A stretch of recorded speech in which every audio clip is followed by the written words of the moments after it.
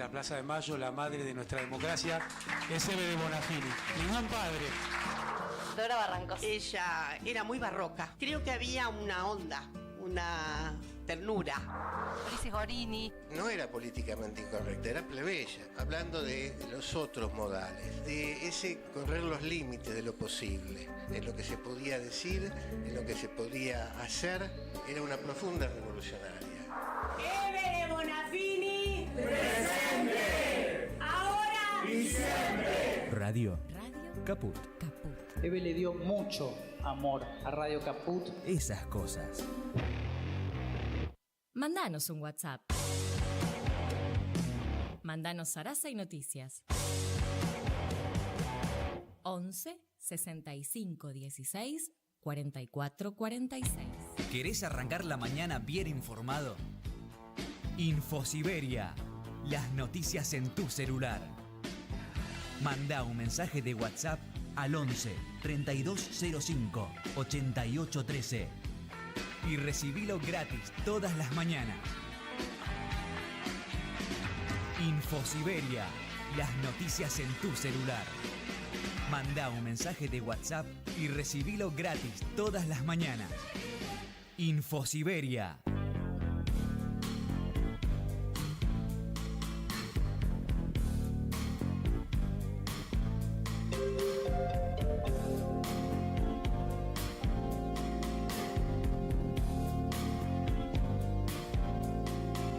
Por favor, no hagas promesas o te olvides. Por favor, no me hagas más tus soles. Por favor, yo te prometo te esperaré. Si es que paro de correr. Por favor, sigue la sombra de mi bebé. Por favor, no bebas más, no llores. Por favor, yo te prometo te escribiré. Si es que para de llover. Porque me tratas tan bien, me tratas tan mal. Sabes que no aprendí a vivir. A veces estoy tan bien, estoy tan down. Calambres en el alma, cada cual tiene un trip en el bocho. Difícil que lleguemos a ponernos de acuerdo. De acuerdo.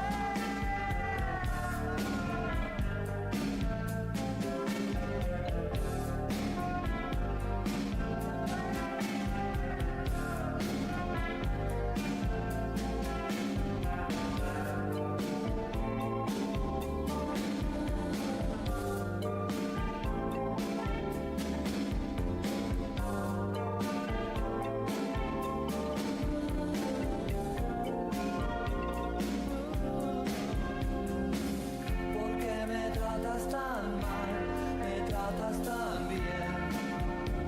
Sabes que no aprendí a vivir. A veces estoy tan bien, estoy tan down. Calambres en el alma, cada cual tiene un trip en el bocho. Difícil que lleguemos a poner de acuerdo. De acuerdo.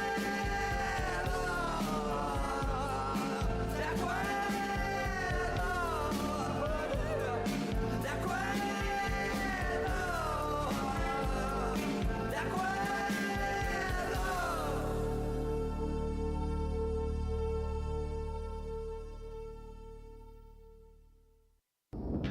¿Querés arrancar la mañana bien informado? Infosiberia. Las noticias en tu celular. Manda un mensaje de WhatsApp al 11 3205 8813 y recibilo gratis todas las mañanas. Infosiberia. Las noticias en tu celular. Radiocaput.com. Estás conectado. Estás en Caput. Aquí comienza Mundo en Clave. Una mirada diferente sobre el escenario internacional. Con Hugo Gulman y Larry Levy. Mundo en Clave. en Radio Caput.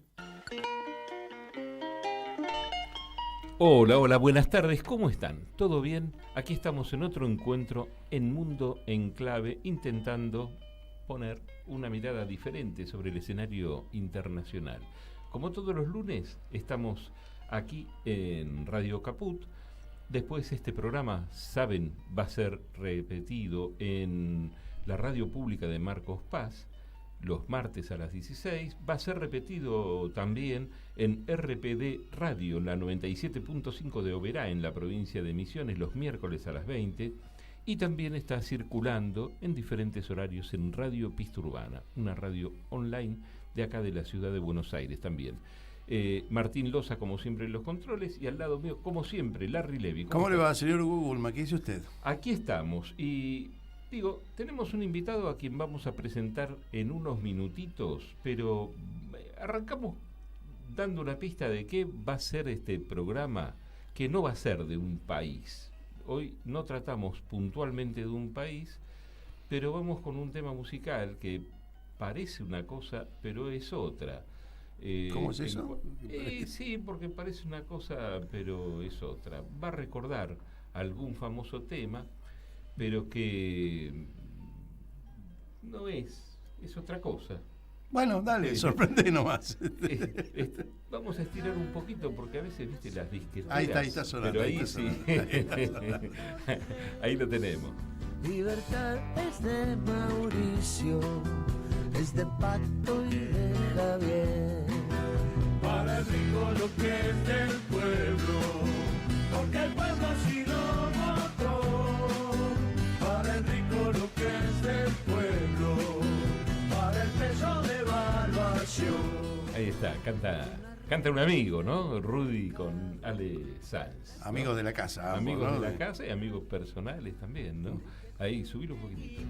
Morfa, y el que no la pasa mal.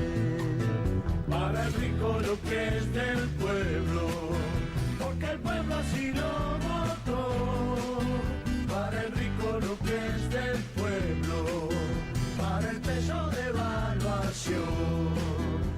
Y así con esta música, para el rico, lo que es del pueblo, nos vamos directamente a la presentación que cada semana hace Larry Levy con su prosa acerca del tema que vamos a hablar.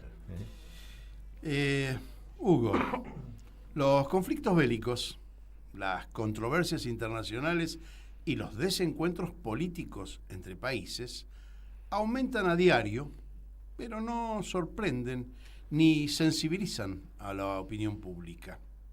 Por el contrario, fortalecen posiciones que destruyen consensos históricos y grandes acuerdos de convivencia, logrados en las sociedades de la posguerra. La prensa, la comunicación y las redes aportan su parte de agitación al humor social, en consonancia con los intereses de sus mandantes.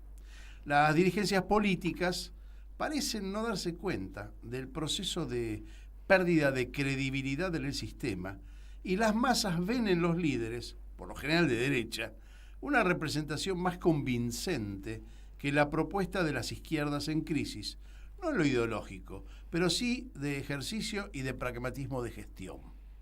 Claro que este estado de situación tiene por detrás un sostén, que es una falla de origen del sistema capitalista, que en las últimas décadas exacerbó el dominio de las finanzas por sobre el capital productivo. Los grupos de poder financiero manejan o tratan de manejar al Estado y lo pretenden tan grande o tan pequeño como mejor les sirva a sus intereses en cada rincón del planeta. Todos estos enunciados o pretendidas sentencias son apenas un intento casero de diagnóstico de los problemas de la geopolítica. El tema está en manos de sociólogos, politólogos y de todas las disciplinas que directa o indirectamente abordan estos temas. Sin embargo, en tanto neófito y aprendiz de la cuestión, me atrevo a decir que para los especialistas, estos tiempos que nos tocan vivir también se presentan con un alto grado de incertidumbre y, parafraseando a los médicos, tiempos de difícil enunciado de epicrisis. Bien, el tema es qué está pasando en el mundo con la derechización, ¿no? Las derechas en el mundo, ¿no? Y, bueno, hay una frase que dice que no es raro encontrarse con ladrones que predican contra el robo para que los demás no les hagan la competencia, ¿no? ¿Vos estás diciendo que las derechas hacen eso? Digo, predican. El autor de esa frase es Sergio Morresi, es doctor en Ciencias Políticas por la Universidad de San Pablo, es investigador del CONICET y docente en la Universidad Nacional del Litoral. Se especializa justamente en el estudio del liberalismo, el neoliberalismo y las formaciones políticas de derecha en Argentina. Es autor, junto con Gabriel Bomaro, ¿no?, que también y con Alejandro Velotti, del libro Mundo Pro. Sergio, muchas gracias por haberte acercado a Mundo en Clave como para charlar de estas cosas, ¿no? Y con esa frase fantástica. No, muchas gracias, pero la frase no es mía, no es mía, es de Miguel de Unamuno. Ah, de Unamuno, mira vos, ¿qué tal? Es de Miguel de Unamuno. Pero es una mecánica, ¿no? Sí. La que tiene la derecha de rechazar lo que es. Sí, digamos, la idea de que, bueno, que no haya más robos para que algunos puedan... Claro. Hay que dejar de robar por lo menos por 2 años, ¿no? Así es. Bueno, ¿cómo podríamos ingresar a este tema? Es un tema que políticamente es interesante, ¿no? Es decir, cómo la solidaridad parece dejada de lado, parece corrida, no parece ser, digamos, de tener adeptos, pero cuando después se cae todo, después de un proceso de derechización, volvemos a buscar al Estado, ¿no? Yo en mis palabras iniciales y con todo el bagaje de un novato, digo que ellos dibujan el Estado como quieren, tan grande como quieran o tan chico como quieran, y me parece que por ahí pasa el discurso, ¿no?, de acomodar la cuestión. De hecho, toda tu lectura me pareció, yo diría, mucho más certera de la que encuentro varias veces con colegas con los que vengo discutiendo. Te agradezco mucho, pero no sé que soy un novato en todo esto. Primero porque hay algo, que está muy impuesto, sobre todo en Argentina. En otros países eso no pasa, pero en Argentina hay como verdades evidentes que todo el mundo repite. Por ejemplo, la idea de que el neoliberalismo quiere achicar el Estado. Y lo cierto es que en la experiencia argentina, el Estado, en los llamados gobiernos neoliberales, después discutamos qué tan neoliberales eran, no se achicó. En todo caso, se reorientó para apuntalar un mercado que por sí mismo no funcionaba del modo que esas personas o esos mandantes querían. Lo vimos, de hecho, durante la década del 90, donde efectivamente el Estado se desprendió de un montón de empresas públicas, de un montón de servicios públicos, pero al mismo tiempo no disminuyó grandemente el aparato estatal, ni el gasto público, y una cosa ni la política fiscal. Ahí te voy a parar un segundo, te voy a interrumpir malamente, pero digo, y se quedó con todo el aparato represivo del Estado. Totalmente. Y eso es una cuestión... Bueno, pero ese es el núcleo del Estado, ¿no? Claro. Lo mismo vimos, digamos, por ejemplo, durante los años del gobierno de Mauricio Macri, efectivamente... para poner una cosa que suele poner la propia Cristina Fernández de Kirchner sobre el tapete, ¿disminuyeron los planes sociales? No, por el contrario, aumentaron, se expandieron, el gasto público aumentó. Y a la vez... Entonces, eso de la idea del Estado mínimo no es tan así.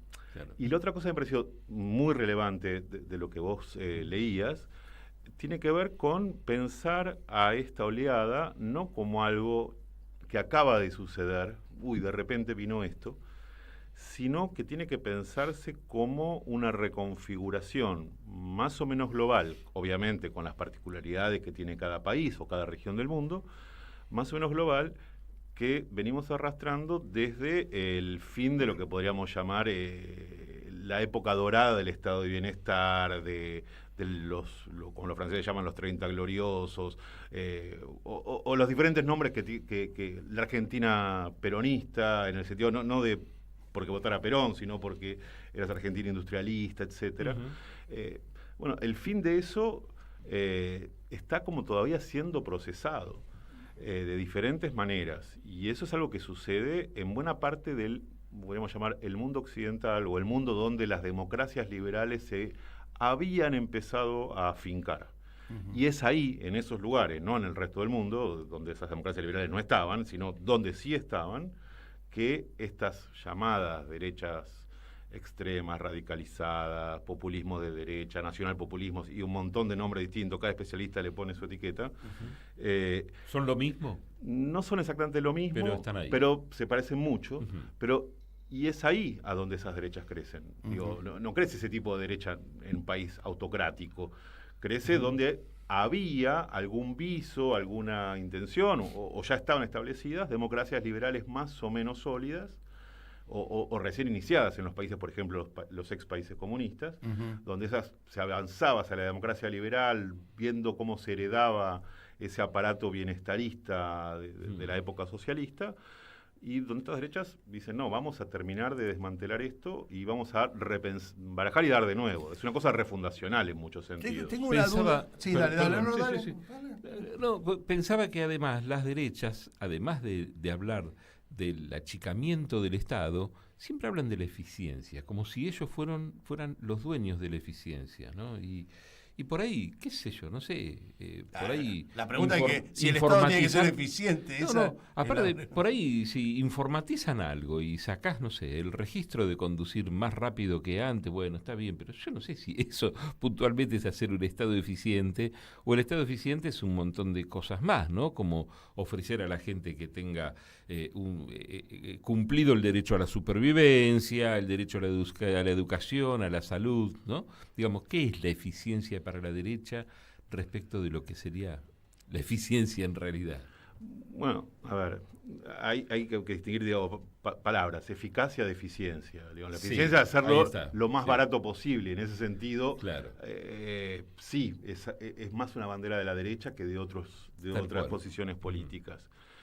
La eficacia que tenga el Estado para hacer aquello que la sociedad propuso que haga, por su constitución, por las leyes, etcétera, ya es otra discusión, porque obviamente no es lo mismo lo que considera la sociedad que tiene que darse la sociedad argentina, que la sociedad chilena, que la sociedad norteamericana. En ese punto yo creo que hay también discusiones, porque además esta nueva oleada de derechas tampoco ya habla de eficacia o eficiencia del Estado, sino que viene a impugnar el lugar del Estado y dice, el Estado no debería ocuparse, ni aun si fuera eficiente y eficaz haciendo eso, porque no es su rol. El Estado no está, bueno, esta semana hubo justamente un debate con respecto a la educación pública, donde ya directamente no se dice, bueno, el Estado debería tener una mejor educación o una educación más eficaz o orientada de esta determinada manera, sino donde directamente se dice, bueno, no, quizá no tendría que haber educación pública para todos. Entonces, se empieza a cuestionar lo que era, ya no es, yo diría, el Estado liberal del Estado de bienestar, el Estado liberal clásico, el Estado liberal roquista, el Estado liberal de comienzos del siglo XX también está en algún punto sobre la mesa de discusión. Con una particularidad, en muchos países latinoamericanos, Argentina incluida, el Estado liberal ya estaba en cuestionamiento desde antes, no desde la derecha, pero sí de otros sectores. Populistas, de izquierda, centroizquierda, no importa cómo lo llamemos, parte en cada país tienen sus particularidades, donde dicen, bueno, no nos gusta la herencia liberal. Pero esto es liberalismo. Yo creo que acá hay un conservadurismo muy fuerte, vestido para la ocasión, ¿no? No, claro, justamente. Pienso que hay un socavar las bases tanto del Estado de bienestar, cuanto inclusive del Estado liberal clásico. Lo que sucede es que eso también resulta más o menos exitoso porque ese Estado liberal clásico también estaba siendo criticado por otros sectores sociales. Y entonces eso le da como un mayor margen de acción, mayor margen de posibilidades a propuestas que hace algunos pocos años nadie hubiera dicho esto. No se hubieran animado siquiera, me parece. Exactamente. Sí, dale. No, yo iba a decir la cuestión de las derechas en Europa, a diferencia de la derecha que nos toca hoy acá a nosotros, es una derecha, pregunto, ¿es una derecha más entre comillas lo digo, civilizada, más inteligente, programada o tan bruta como la de acá, vestida de europeo, digamos, ¿sí? Con una buena gabardina, digamos. Y lo que pasa, a ver, es muy similar en los objetivos, muy similar en los tonos, pero tiene digamos, particularidades. Por ejemplo, se trata de derechas donde la xenofobia, el racismo, la islamofobia tienen un rol fundamental. Eso no sucede. Es la construcción del otro. En la construcción del otro es... Bueno, acá es el negro, la porofobia. Bueno, no, yo no estaría tan de acuerdo. No. Sí creo que hay una construcción del otro, pero no necesariamente sobre el pobre, sino sobre una entelequia, un ser mucho más... poco asible, sí. Que vendría a ser el zurdo, pero no donde entran las feministas, los militantes de derechos humanos, los peronistas que son de izquierda. Sí.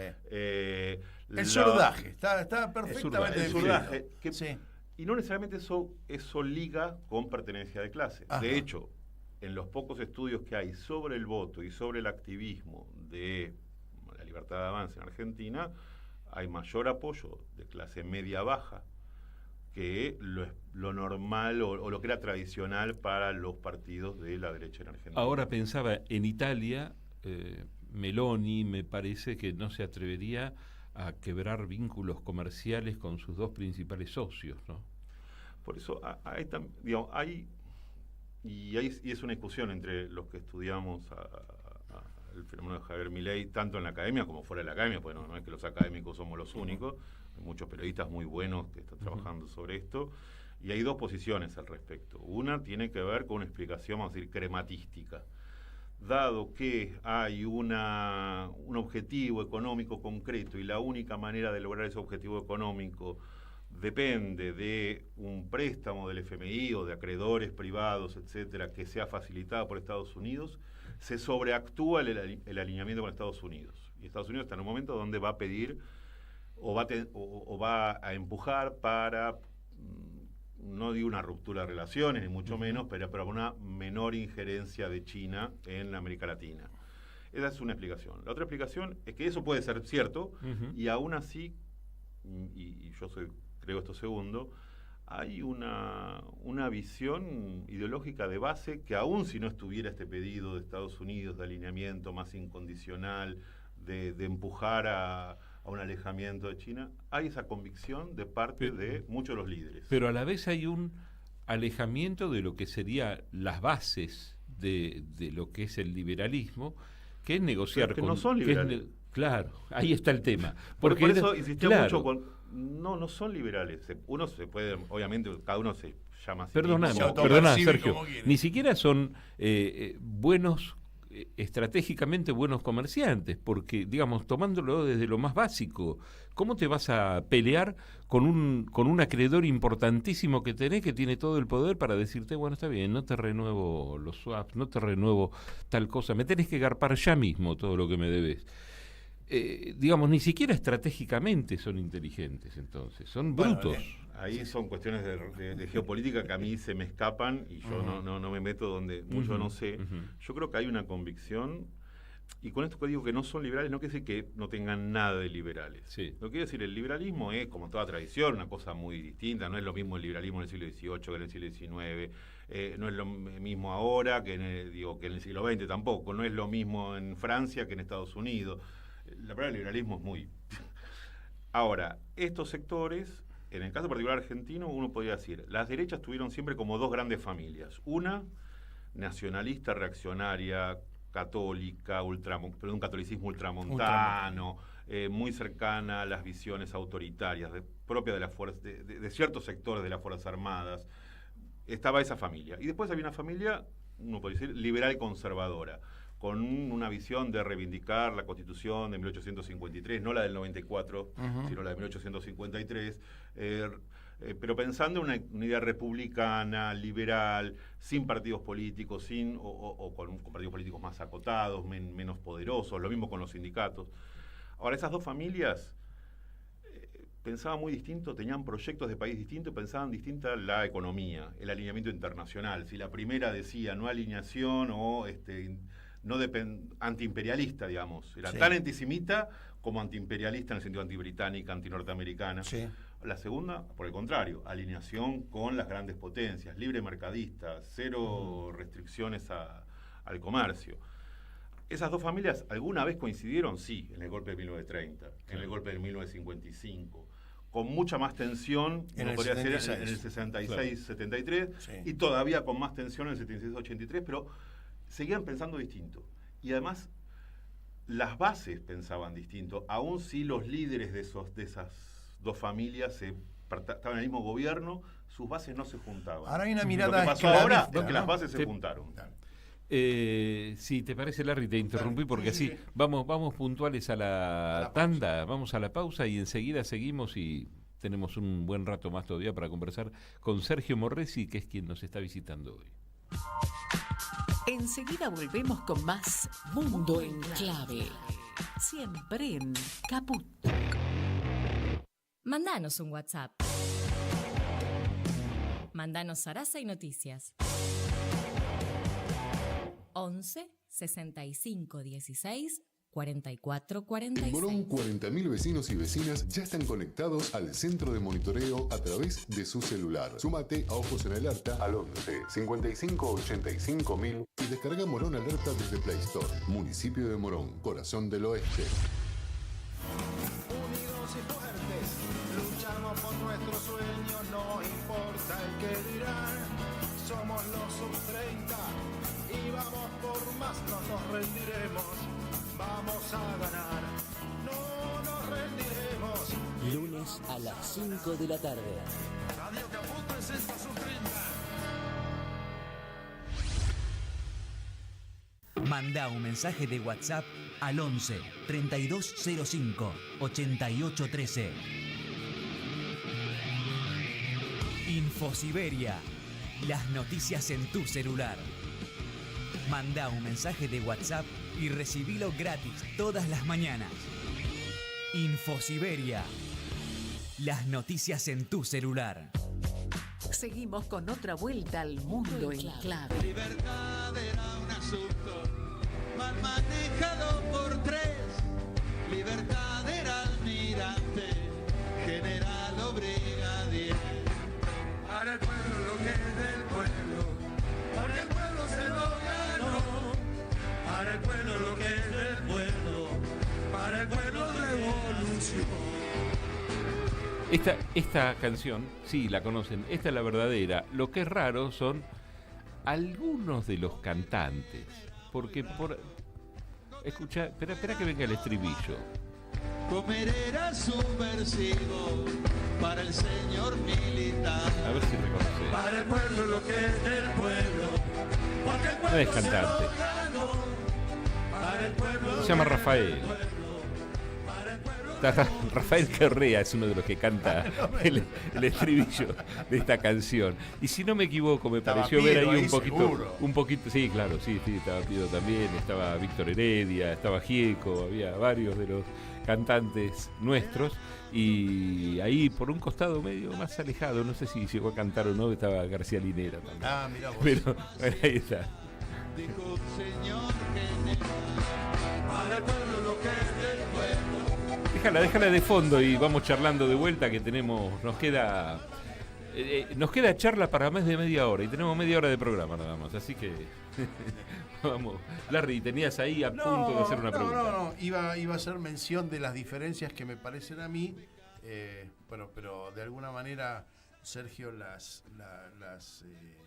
no opina lo mismo, ¿no? Sobre las derechas en cada lugar y la posibilidad de que las derechas en Europa, por ejemplo, sean de otro tenor, y él nos decía, ¿no?, que tenían otras características los países en sí mismos.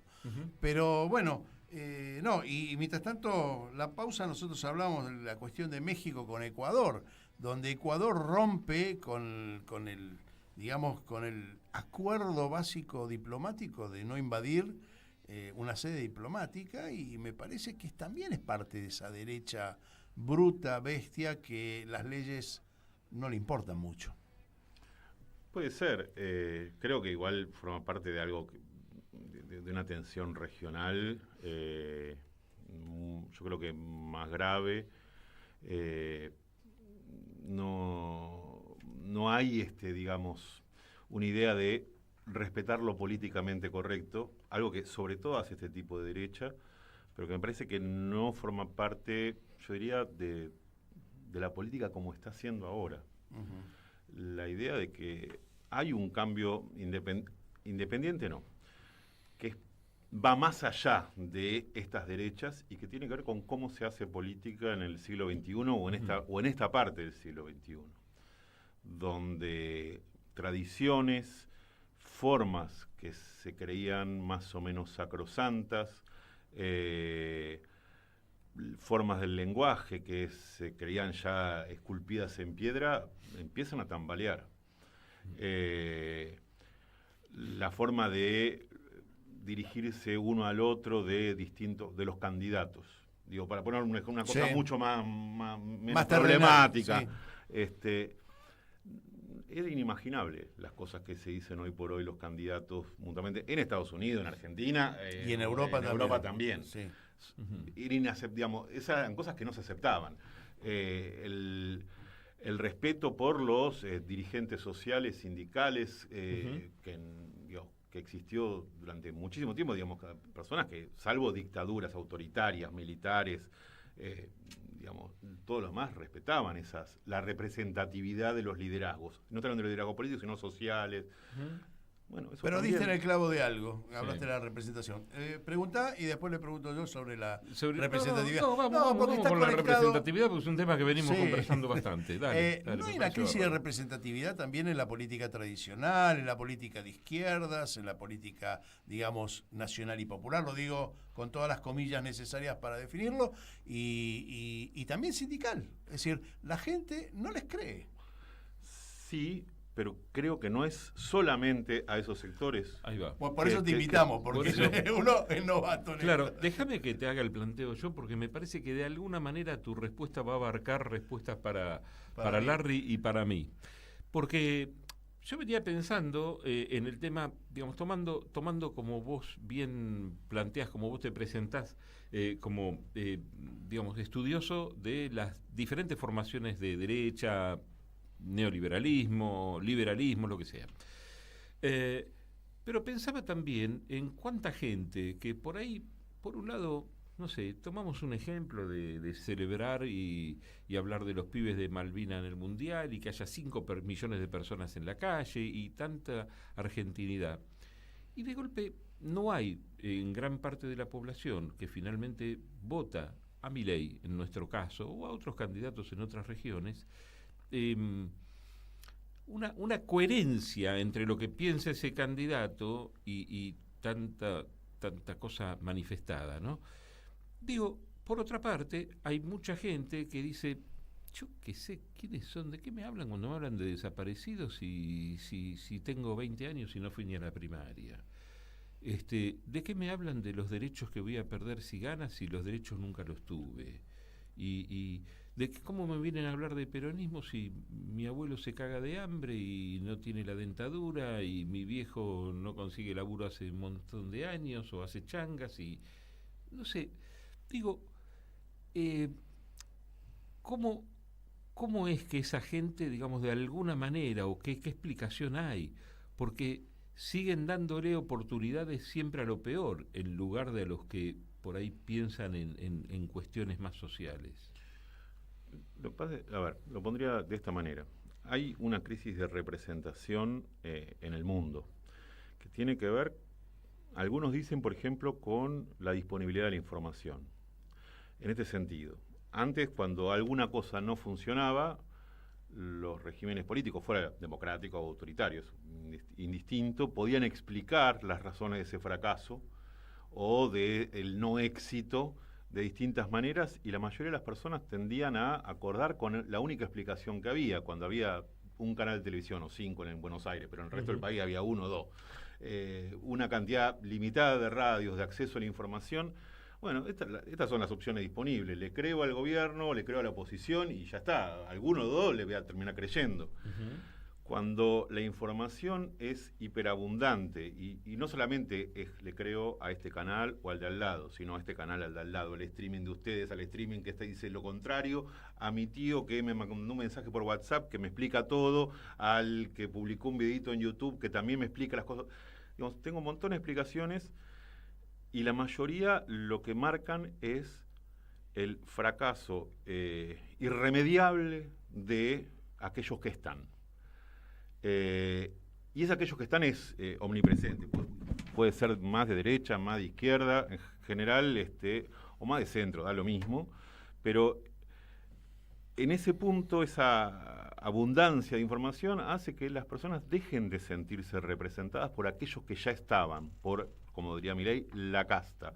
La casta no son los políticos, y eso lo ha explicado Milei varias veces.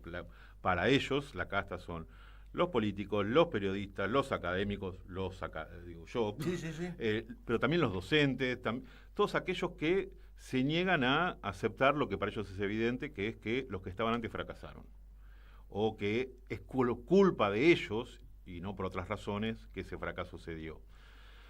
En ese punto hay una crisis de repentidad de más largo plazo. Ahora, sobre esa cosa de más largo plazo que está en todos lados, hay cuestiones más particulares que tienen que ver con la Argentina, porque uno también, si no vaya a la conclusión de, bueno, nos pasó esto como le pasó a todo el mundo, si pasó en tal lugar también me iba a pasar a mí, no tenemos la culpa de nada. En Argentina se han dado cosas más particulares que tienen que ver con que efectivamente hace muchos años que hay un deterioro de la situación económica, y cuando digo muchos años no me refiero a los últimos 4 de Alberto Fernández, ni tampoco a los últimos 4 de Mauricio Macri. Creo que arranca un poco más atrás. Incluso en tiempos que se suponen de bonanza, había señales claras de deterioro en inflación, en acceso a los servicios públicos, sobre todo educación, seguridad y transporte. Eran temas realmente pendientes.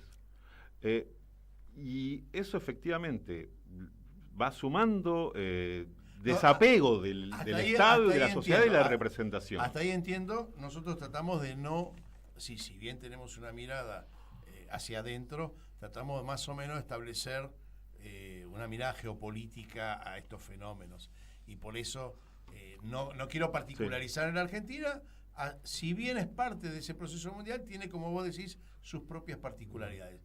¿Qué hace que una Italia con un cierto bienestar, cuyo piso económico es mucho más alto que el piso económico nuestro, se derechice?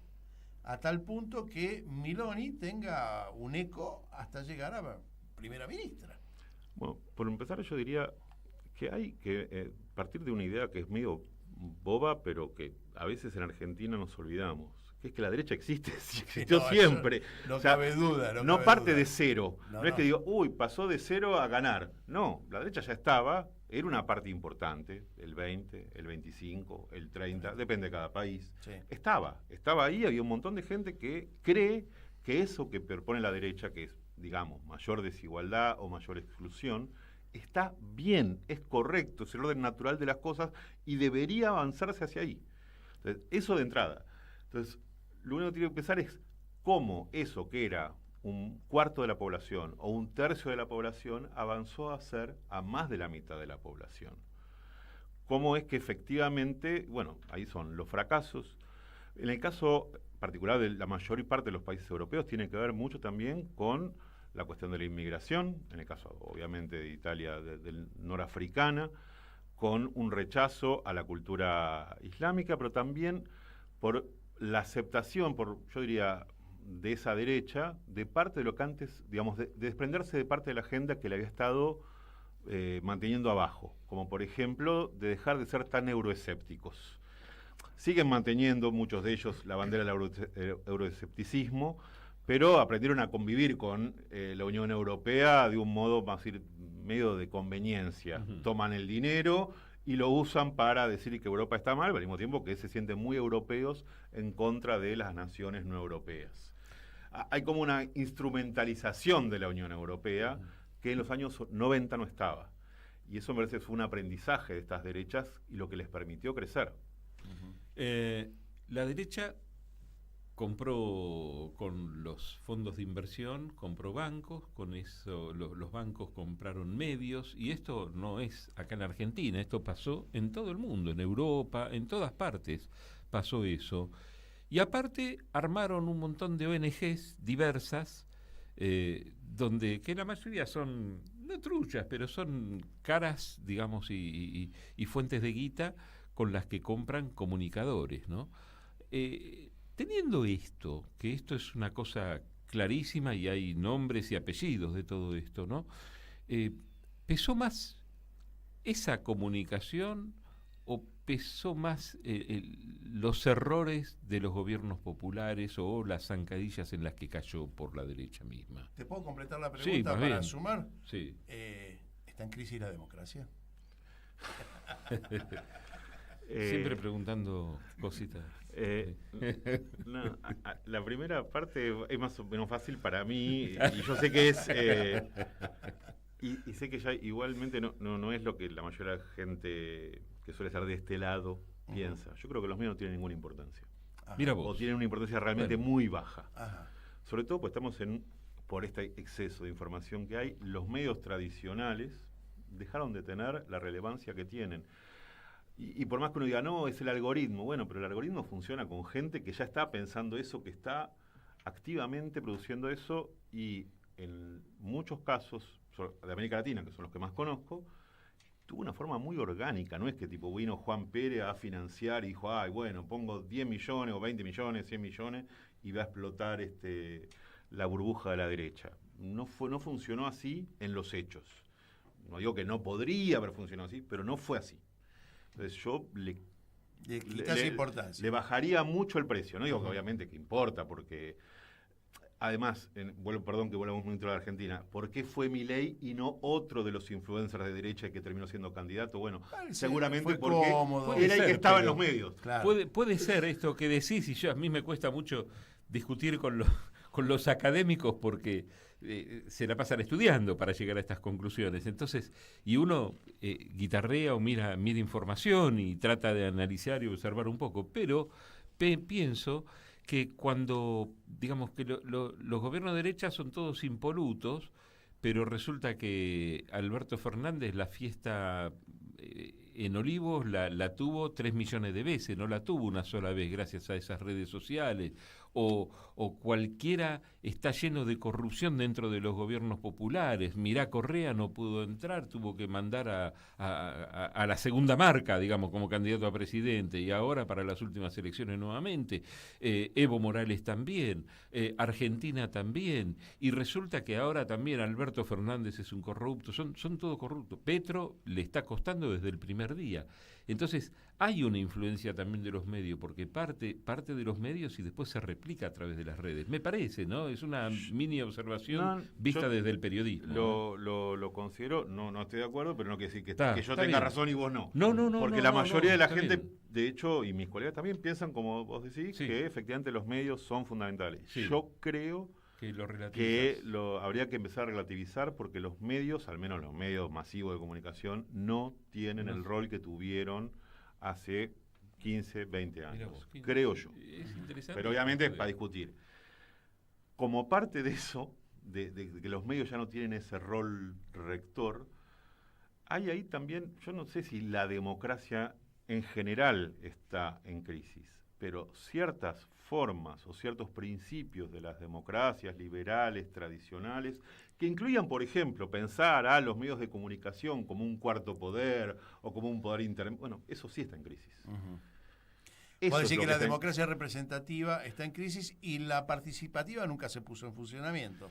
Digamos que sería la más cercana al votante. Digamos, digo, la democracia, vamos a decir, avanzada, esa democracia no está, no está sobre el tapete, no está en la mesa de discusión. Lo que está sobre la mesa de discusión es la democracia limitada, burguesa, formal, liberal. Bueno, entonces vayámonos a China a ver qué pasa. Y ahí el Estado... Eso mismo está siendo cuestionado. Porque nos vamos a China, un Estado grande, solidario, no es democrático al estilo occidental, pero sacó de la pobreza 800 millones, todas esas disquisiciones. ¿Cómo ves el futuro de esto? Porque En el diagnóstico creo que vamos a coincidir todos. Tu mirada, la de Hugo, la mía. El problema es cómo solucionamos esto.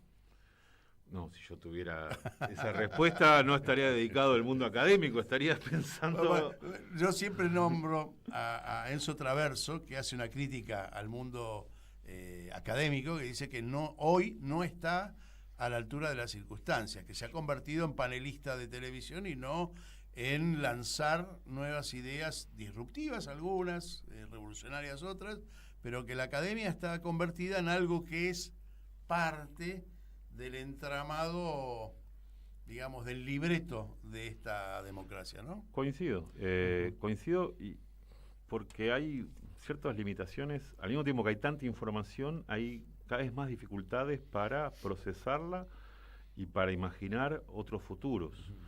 Son cada vez más, dentro del mundo académico, igual que me parece que sucede en el mundo periodístico y en el mundo de los políticos profesionales, dificultades para pensar un futuro mejor, y por eso muchas veces lo que se hace, los políticos, los periodistas, los académicos, es mirar al pasado. Y discutimos sobre qué pasado es el que deberíamos recuperar, pero a todos nos cuesta, yo me hago cargo de lo mío, imaginar un futuro que no sea, bueno, yo quisiera el pasado que había en 1900 tanto, pero un poquito mejor. Eso es todo lo que podemos aspirar aparentemente. A recuperar el año 73 o el 54 o el 21, no importa. Cada uno tiene su año, modelo, su 1900 preferido, pero no imagina tanto un 2030 pensado de otra manera. Me quedé pensando en lo que hablábamos de la comunicación, en algo, digamos que para seguir en tema te doy la derecha, ¿no? Pero no, pensaba así, bueno, Cristina 2011, por ejemplo, con montones de tapas de Clarín y de La Nación y de Infobae y de Perfil en aquel momento también y algunos otros medios en contra, más muchos medios televisivos y radiales, igual ganó.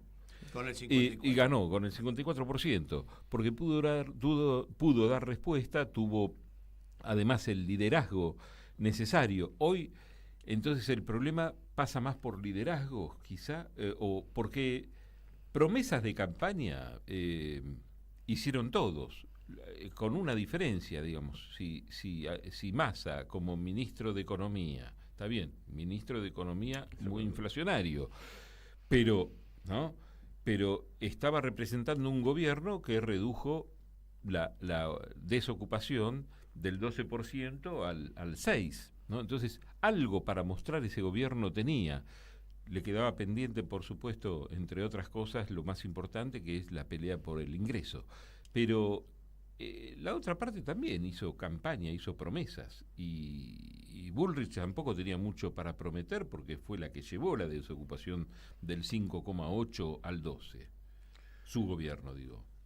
Me parece que no se trata tanto de promesas, sino de expresar horizontes. El horizonte que expresaron las dos vertientes de la derecha apuntaba a lo mismo, a la idea de sacarnos de encima esto. A mí me gusta mucho citar una frase de Karl Marx, en el 18 Brumario de Luis Bonaparte, donde trata de explicar cómo algunos sectores a los que no les convenía el golpe de Estado de Luis Bonaparte terminaron apoyando el Estado de Luis Bonaparte, y dice, bueno, evidentemente prefirieron un final terrible antes que un terror sin fin, porque esa república burguesa, como estaba haciendo, representaba siempre una sangría constante. Yo creo que buena parte de los apoyos a este tipo de expresiones tiene que ver con eso, que se termine esto. No importa qué es esto tampoco.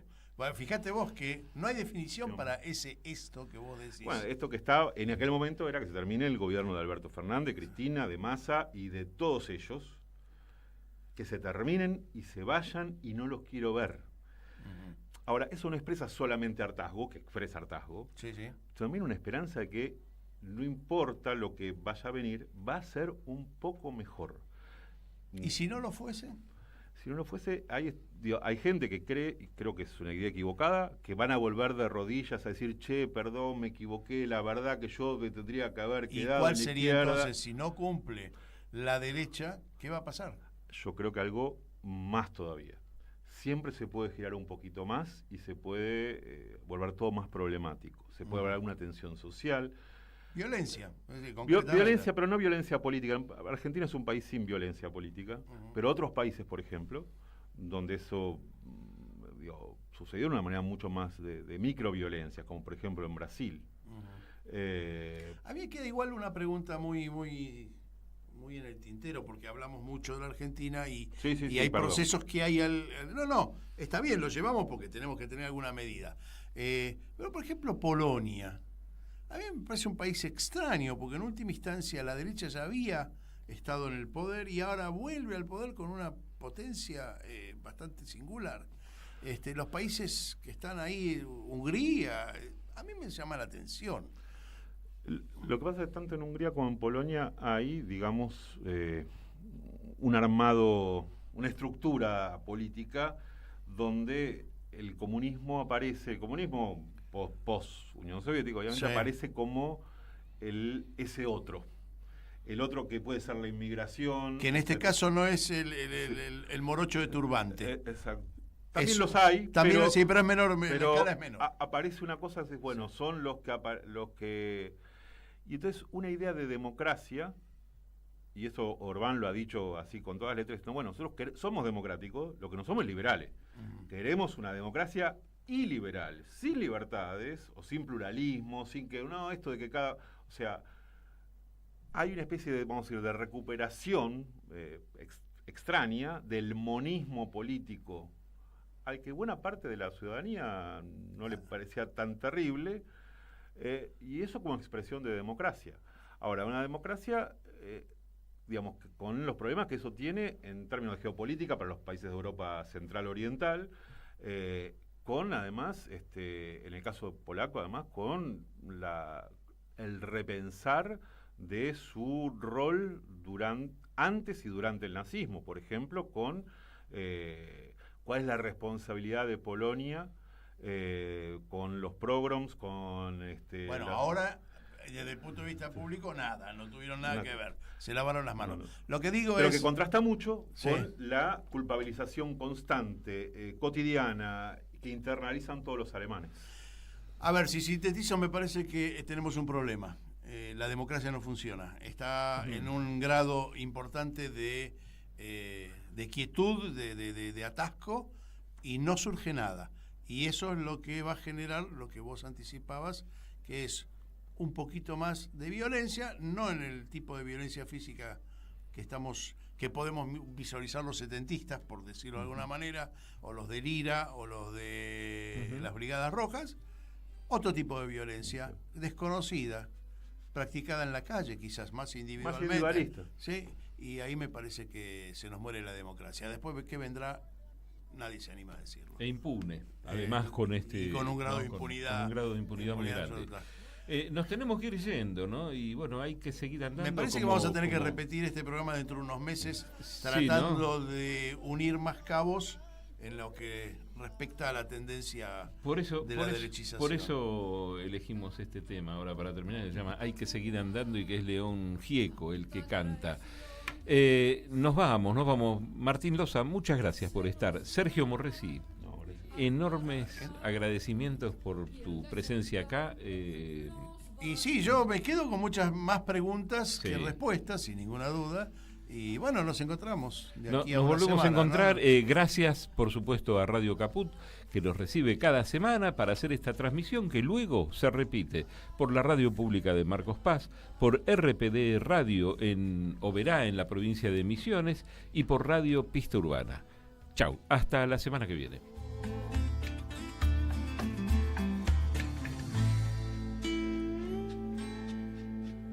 Muchos no están, hermano mío, y el corazón siente el vacío.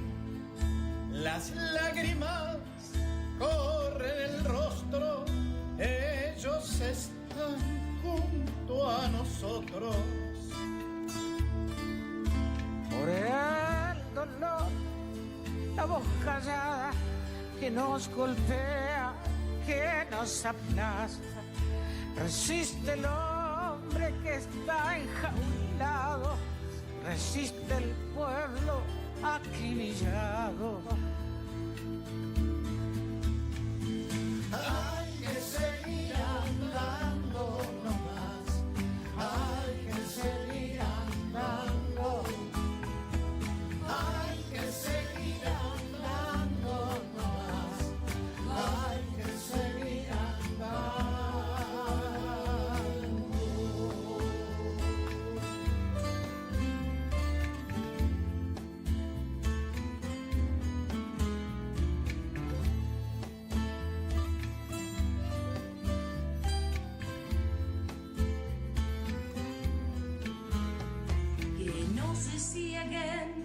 Nuestras miradas, que nuestra historia no está cerrada, son nuestro llanto, nuestra alegría, semilla abierta de nueva vida.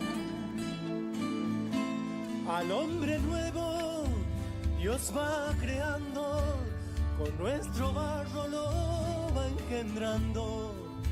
Jesús camina a nuestro lado, no tengas miedo, suma tu mano.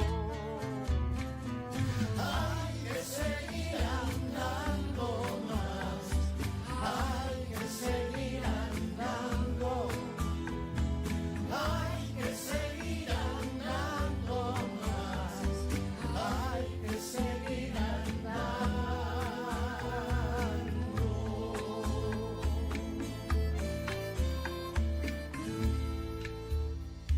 Espíritu sigue impulsando a este pueblo crucificado. El pueblo libre será posible, muchos testigos hoy nos lo dicen. Angelelli, Oscar Romero, Carlos Mujica, 1000 compañeros. Su sangre canta en nuestras cuerdas. Este es el tiempo del hombre nuevo. Hay que seguir andando más, hay que seguir andando, hay que seguir andando más, hay que seguir andando, hay que seguir andando más, hay que seguir andando, hay que seguir andando más, hay que seguir andando.